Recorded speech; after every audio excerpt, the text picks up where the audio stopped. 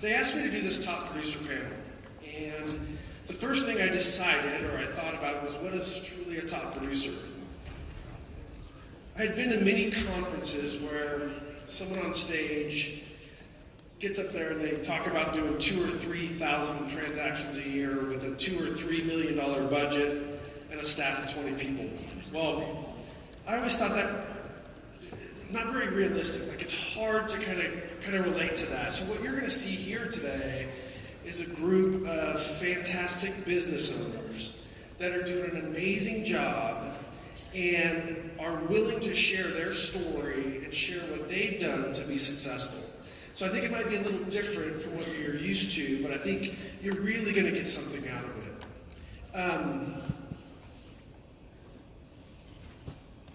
There's going to be 4 of them. We're going to go through some questions, and then at the end, we're going to save a little bit of time to have a little bit of question and answer session. So I'm excited to bring these guys up and introduce them and get started. So, first one, he is the owner of the Colorado Team Real Estate. He was Rookie of the Year in 2012. He is the top sales agent for Realty One Group Premier and top team leader for Realty One Group Premier. Please welcome Cameron McClellan from Denver, Colorado.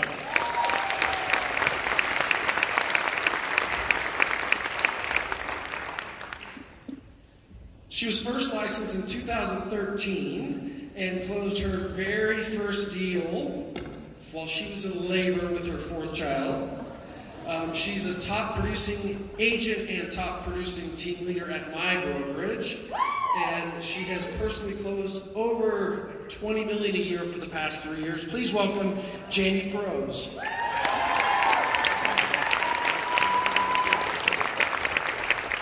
Licensed since 2002, she's been a top producing agent for many years.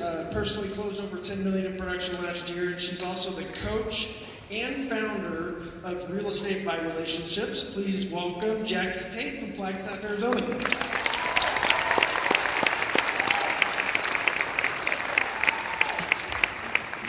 And he found his inspiration in the book Rich Dad, Poor Dad. He's been a team leader for over 10 years. He runs the top producing team in Bucks and Montgomery County, Pennsylvania, and his team is on track for $50 million in sales this year. Please welcome John Wilson from Doylestown, Pennsylvania.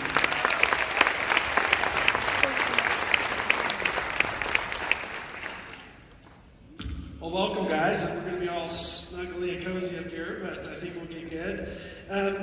Cameron, you have a great story. I mean, you started out as a college intern at a real estate office. And you went from that intern to Rookie of the Year to top producer. Then you decided to relocate to an entirely new city and basically did the whole thing over again. Became a top producing agent, top producing team leader. Share with us just kind of, how were you able to grow and scale your business basically twice, starting all over again? Yeah, absolutely. That first year in Denver, Colorado was 2015. One of my favorite because there was nothing to lose at that point. And prior to that, my mentor had said, if you have good habits, if you focus on the basics, you can go anywhere in the country and sell real estate at a high level. So I had that confidence going into it.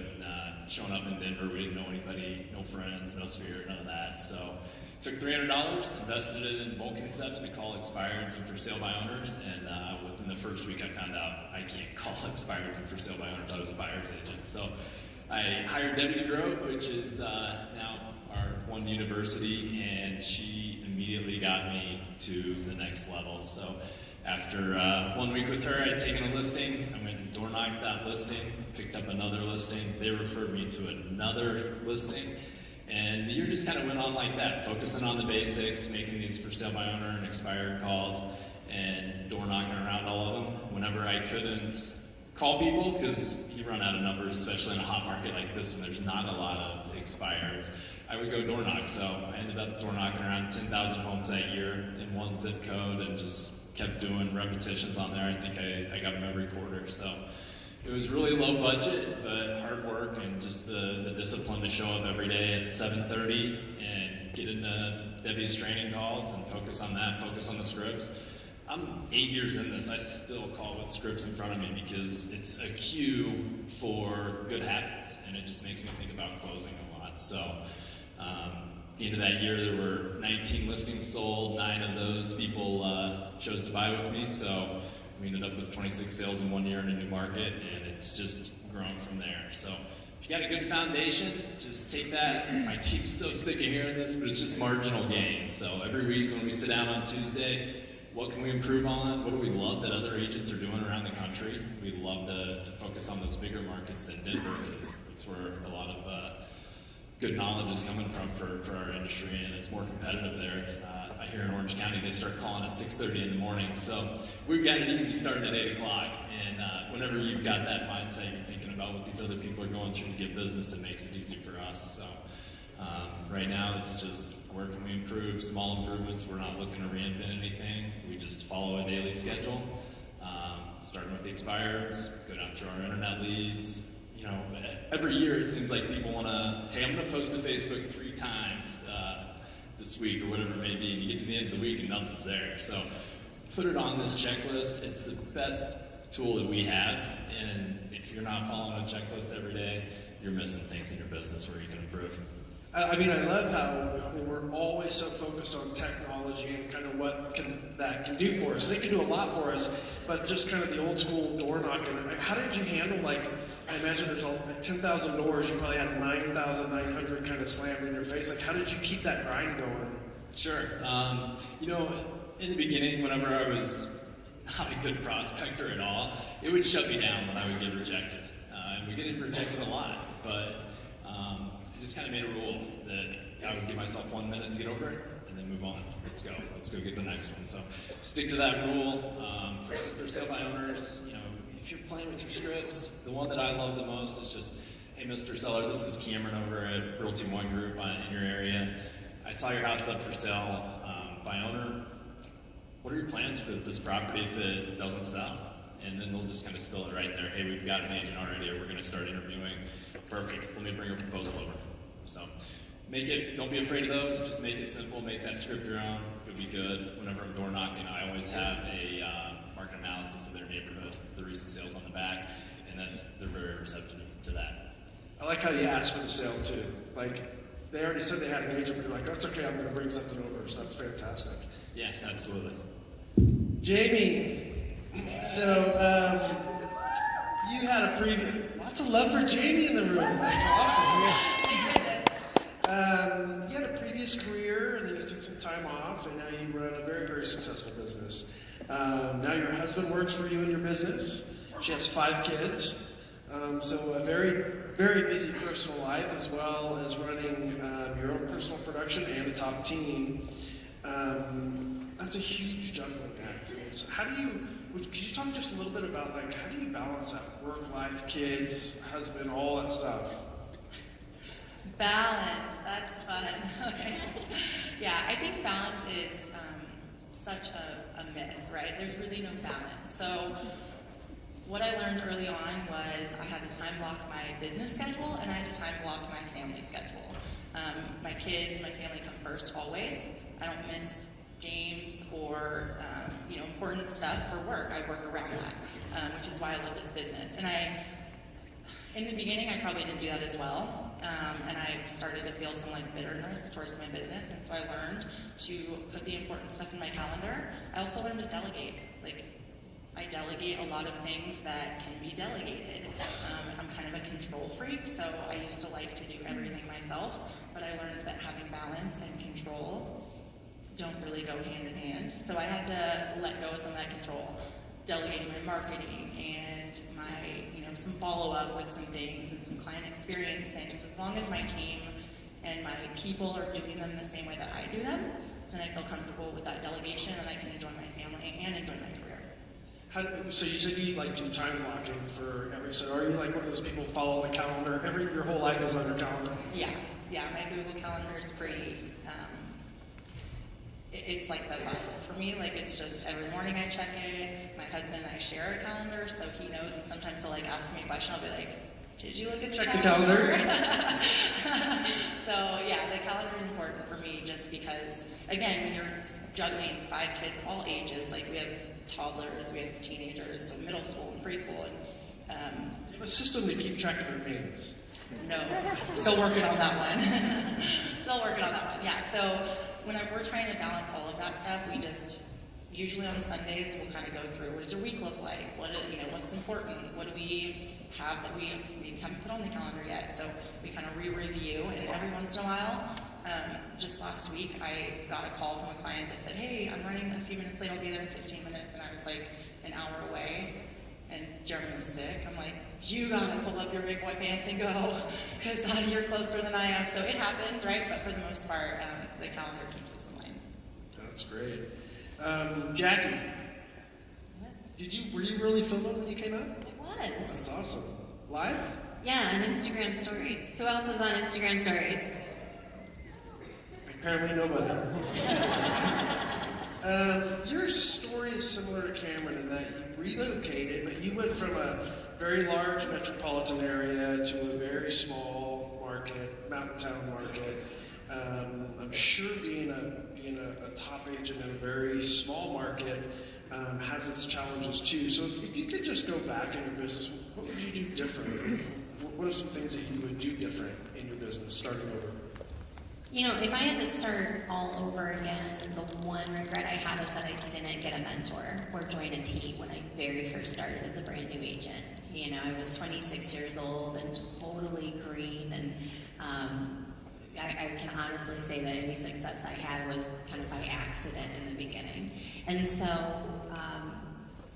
if you have a mentor or you have a team with the structure and the things that are already in place, and you can jump in and just really learn how to sell real estate, how to properly represent your clients, I think you cut your learning curve short significantly.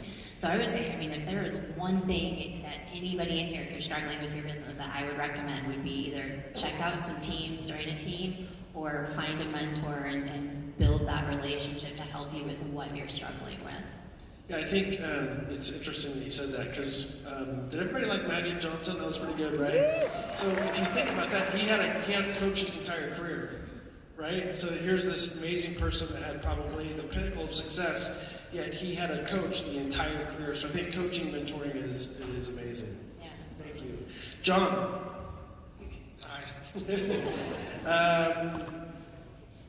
After September 11, 2001, John left college, joined the Marine Corps, and became a helicopter crew chief, and served 2 tours in Iraq.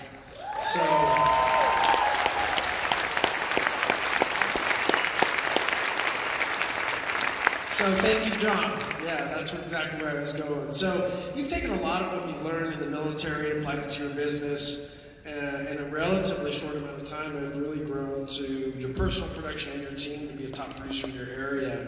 Your team does a lot of transactions, a lot of units. One of the things that people, I think, are always curious about is lead generation. How do you go about generating enough leads to feed that machine? Funny you should ask. I actually don't. That's what I'm here for, John. I actually don't focus on that at all. My focus is teaching people how to get their own leads. That's the easy part. So the bigger thing that I'm focused. What are some of the things that you teach them? Well, it's doing all the things that no one else wants to do. So I kind of look at it in 2 different funnels. One is bringing in new business, and that's leads to appointments to clients, clients to sales. And then we put all those people into our past client sphere of influence marketing system, and then building relationships from there.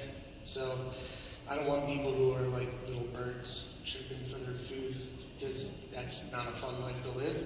I'm looking for people who want to learn how to fish for themselves. So that's what I focus on. Nice. So, Cameron, buy leads or organic leads? What do you guys do? I feel like you've got to buy leads to get started. The position we were in, if I were just going to go out and create organic business, in my opinion, it would have taken a lot longer to scale. And it's pretty, I'm proud of it, I guess. Last year we were 37% referral with, 57 transactions after 3 years. So if you're doing the right things, treating people the right way, you can fold these internet leads that you're buying over. And that's the whole goal with it is. So did you transition? Did you start buying leads and then kind of transition to more focused on them? Yeah, we felt established after the first year, so My thing's always been lead generation. I'm strong there, can generate more than I can service. So we started building a team from that, and now we buy internet leads from Boomtown and also from Zillow. And the team works those down. I still like to prospect a lot, but things are going well there. So Jamie, you also are a team leader and have a pretty good sized team, but you guys don't purchase leads, right? No. So we don't do any leads, and I never have with my business. But I'm born and raised in my market, so my sphere was huge. What I did from the beginning was just take care of my sphere, and my hope was that anybody that knew, liked, and trusted me would use me. I probably acted a little busier than I really was on social media in the beginning. Nobody does that, right? So people thought I was killing it, and then they used me. So I teach my team the same thing, and it's hard. I've had agents come and interview for my team, and they're like, I just moved here. I'm like, it might not be the right team for you then, because we don't do online leads. Like, I agree, when you're in a fresh market, and you don't know anybody, 100%. But for us, we take our sphere and we treat them like those internet leads, I guess. We just nurture them. We spend the same money we would spend on, Zillow or Realtor.com leads, and we just spend them on our people. So we do client events and Facebook stalking. You see somebody that is in your sphere might have had a bad day, you send them pizza. So that's kind of our training process. That's what we do. That's where all of our business comes from. Do you generate a lot of business from your social media stuff? I would probably say 100%, maybe 99.9, because some people don't have Facebook. But yeah, a lot of, like I said, I was born and raised in my market, so I'll have people that I knew in 8th grade that I'm friends with, and I teach my agents, like, you friend everybody, your life is not private anymore, and that's how you get those leads. So I'll have people from 8th grade message me like, oh, I love what you're doing, my mom's aunt's sister is selling their house, I gave him your number. Perfect. That happens so often. So people that I don't know just watch what we do and enjoy it. Do you have a specific strategy with either any of your social media stuff, or you just kind of do a shotgun approach, or are you very... I follow the 80-20 rule. I try to, so 80% personal, 20% business. I don't want to annoy people. Most of when I say it comes from Facebook, it's my personal page, not my business page. So I have a business page strictly to run ads on listings, but my personal page is really what kind of fuels our incoming business. And we just keep it real. We don't complain. Sometimes we do if it's funny, but we don't, talk about anything controversial, and we just keep it live and funny, and people like that. I don't want to pretend like I don't buy leads at all. I'm just not focused on feeding it through not buying leads. Like, we did 30 transactions last year from Zillow. And I guess you're technically buying leads when you get Vulcan 7 and Mojo, so each of my team members has a dialer, but they're out on the phones every single day.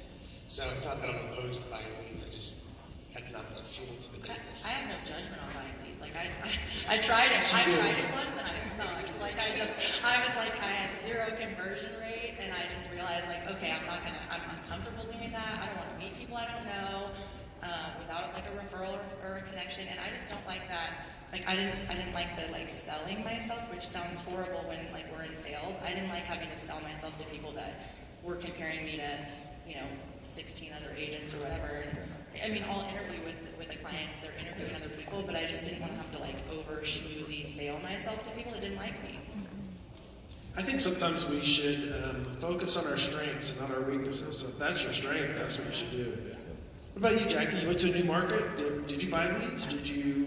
Yeah, when I transitioned from the Scottsdale area up to Flagstaff, which is about 2 hours north and just a completely different ballgame, I did jump in with Realtor.com leads. That was the number one thing that I threw my money into, and then obviously my other presence, changing everything over to, because at that time in the transition, I was still doing some business in the Valley and then trying to build my market up in Flagstaff. So I bought leads and I built up my presence with my, because if you're not focusing on your reviews from your clients, you're really missing the boat. So I really focused on promoting those types of things, my reviews, and making sure that was integrated, because who you are as a professional is going to follow you whatever market you are in.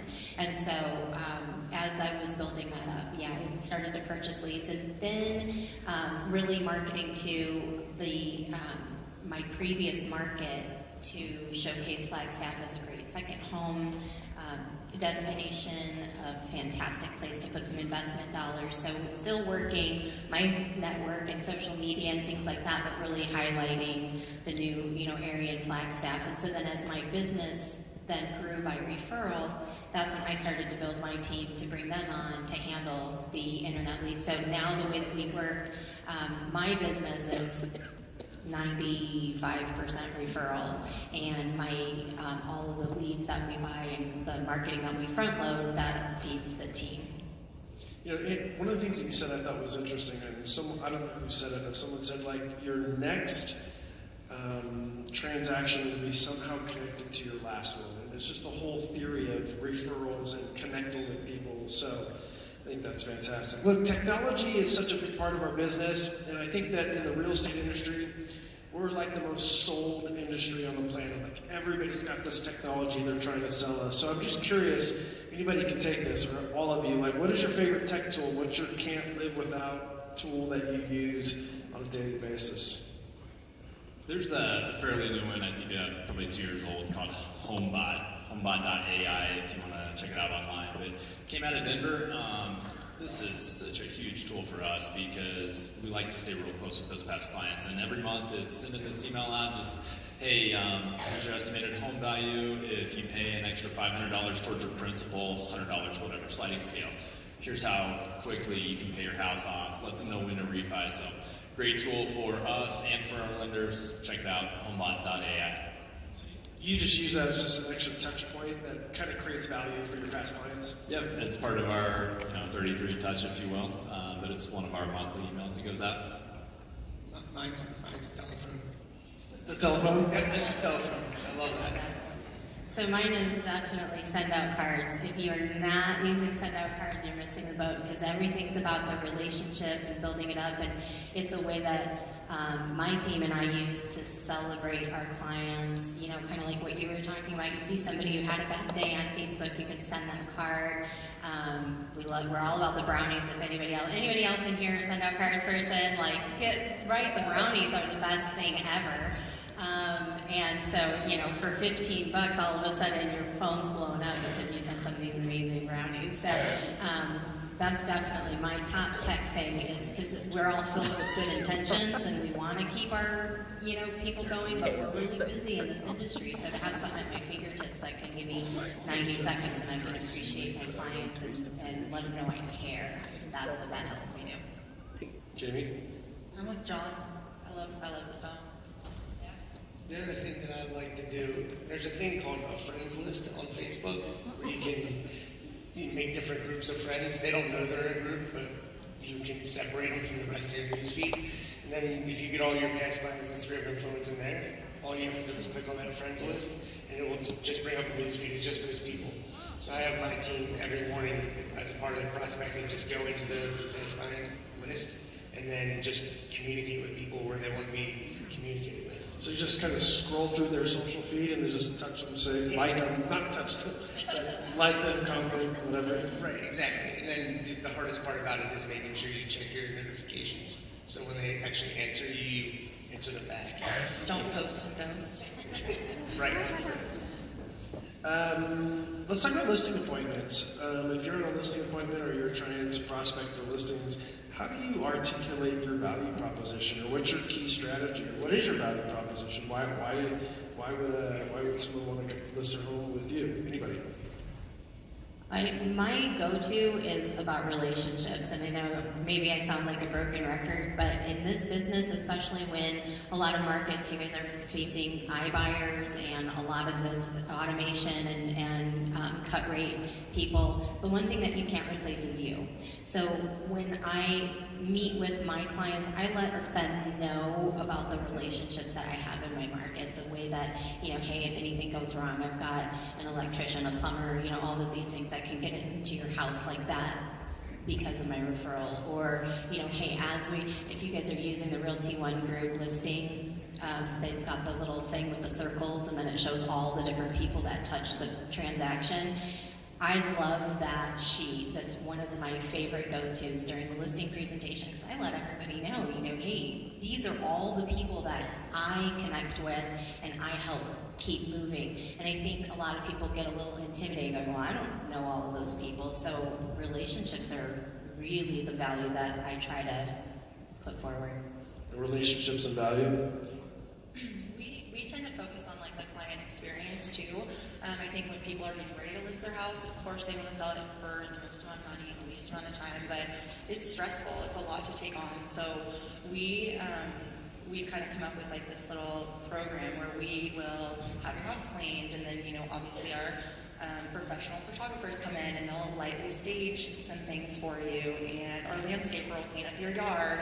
So we try to really focus on the fact that we take all the weight off of the sellers. They literally just wait for a showing, to be scheduled through us, which we always schedule, and we don't put their information out there.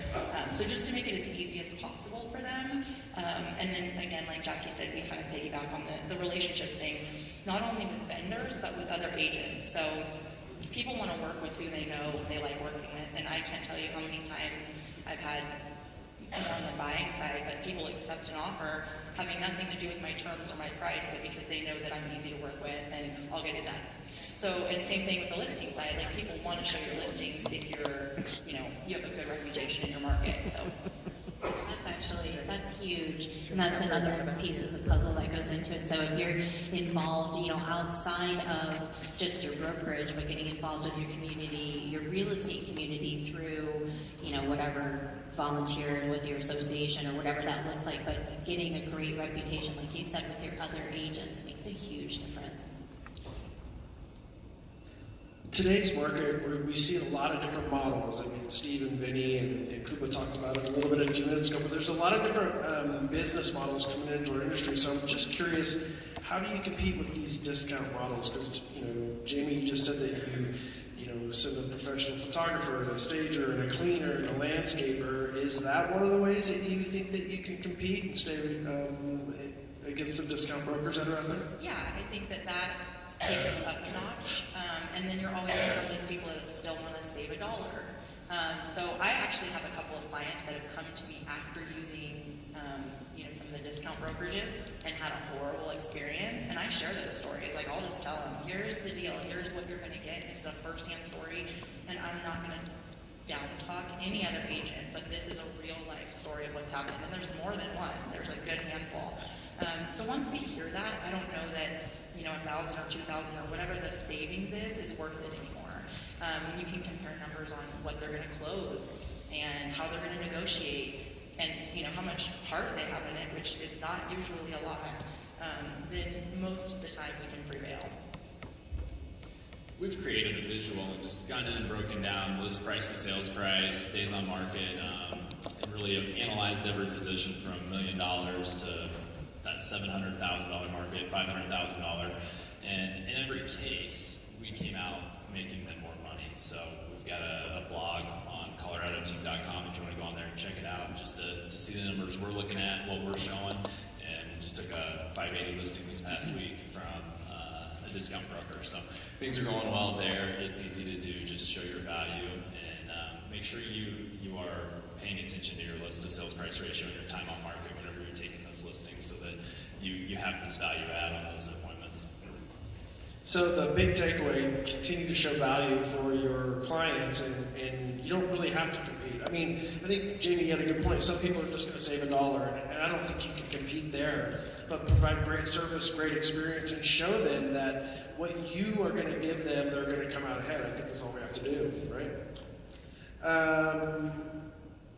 I think we're going to go, we have about just under 14 minutes left, so I think we're going to go to the audience now, and I think we have a couple of microphones that are going to float around. If you have any questions for these guys up here, what they're doing in their business, how they're doing it, their systems, their processes, what they're doing for their clients, lead generation, whatever, please let us know. We're going to get a couple of microphones out into the audience right here. I think I see David running up this way. So we'll at least get one, maybe two out there, and we're happy to take some questions before we wrap it up. So I see one way over to your left, David. Okay. Man, why is this so far away?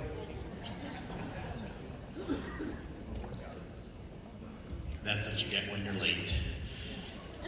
Love the Facebook comments about sending pizza. Can you tell me a little bit more? For me in my business, my biggest aha today so far, out of several dozen of them, is Facebook. All these people live there. It's like going into their living room and being present. When you said sending a pizza on the bad day, can you expand on that? That's awesome. Yeah, absolutely. So I don't even want it to sound like slimy because it's not just about the sale, because I truly, like, my heart cares about these people, but I watch my Facebook sphere like with intention. So I try not to get lost in Facebook, but I'll spend some like intentional time on there. Back to the calendar, like I'll actually block it out. And if I just see somebody like a mom, she'll say, you know, husband's out of town and the kid, you know, blew out of a diaper and now we're late for school. I'll just message her or shoot her a text and say, hey, dinner's on me tonight. What kind of pizza do you guys want? What time do you want it?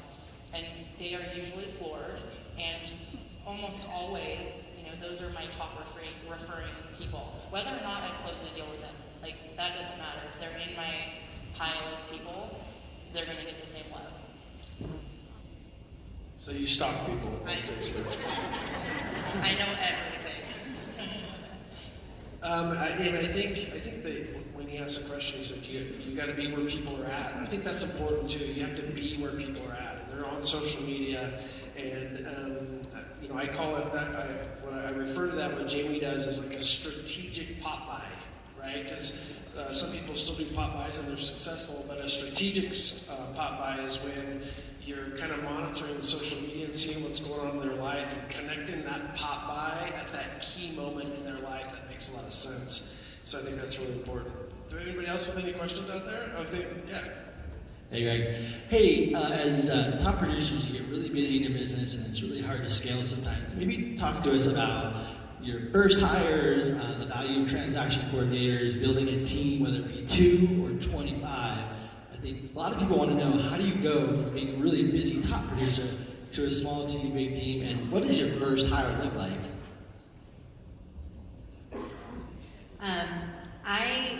So my first hire was a transaction coordinator, just our Realty One Group upload transaction person, and that was huge for me because paperwork in my world, not my strong suit. So that was huge, and then after that it was a buyer's agent.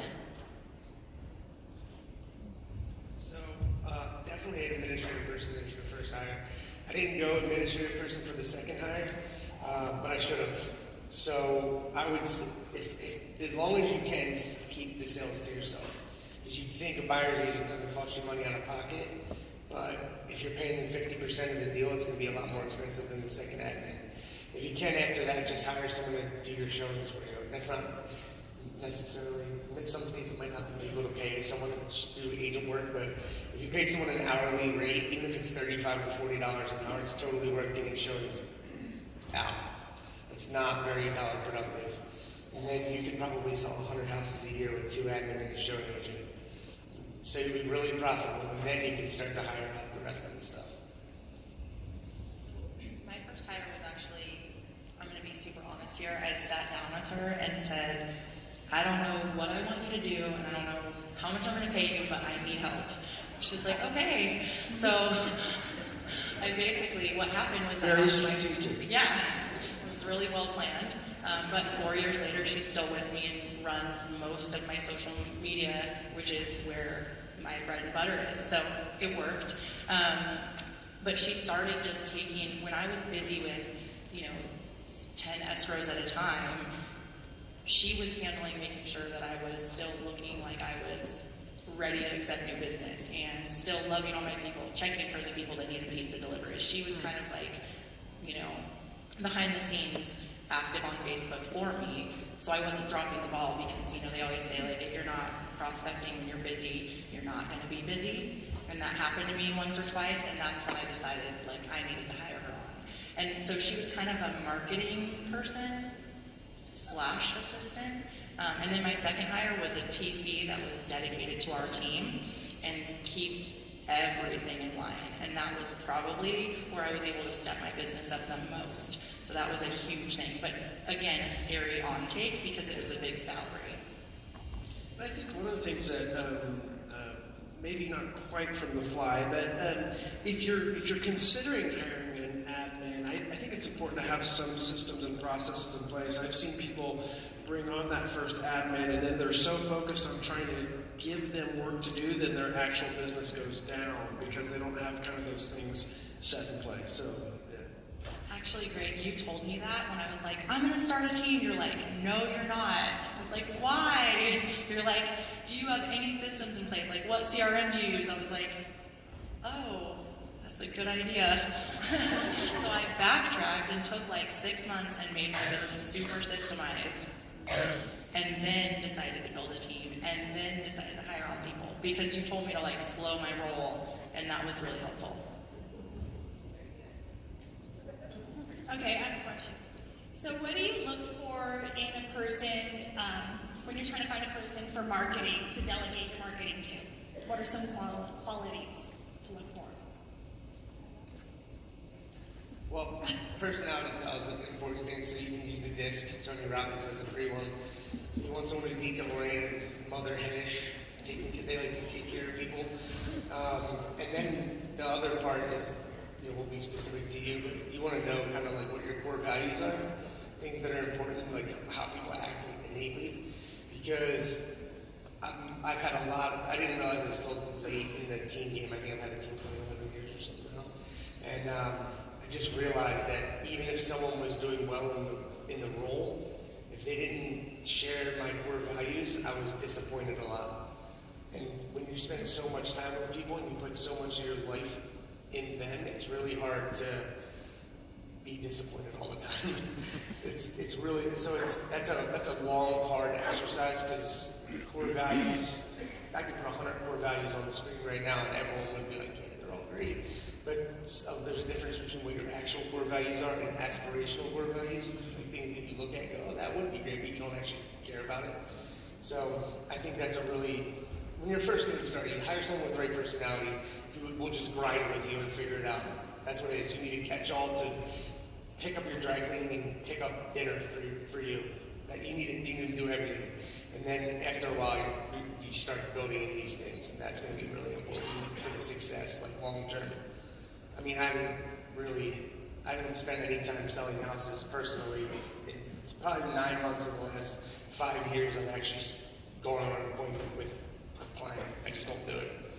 And it's because I have people who, they might not do everything as well as I think they should do it, but they're in line with my core values and they're the right personality for the role. Yeah, Zappos no longer hires based on skill. They hire solely on culture. The founder of Zappos says he can teach anybody a skill, but he can't teach culture. So I think that kind of goes to. And I think too about your marketing, if you're looking for somebody, if you're not looking to bring them necessarily onto your team, but you're looking for somebody to just kind of help offset or offload that. So maybe you're looking for somebody who does marketing for a living and you're just going to be one of their clients. The most important thing to ask them is how much time are they going to block out for you and your business, and then make sure the two of you come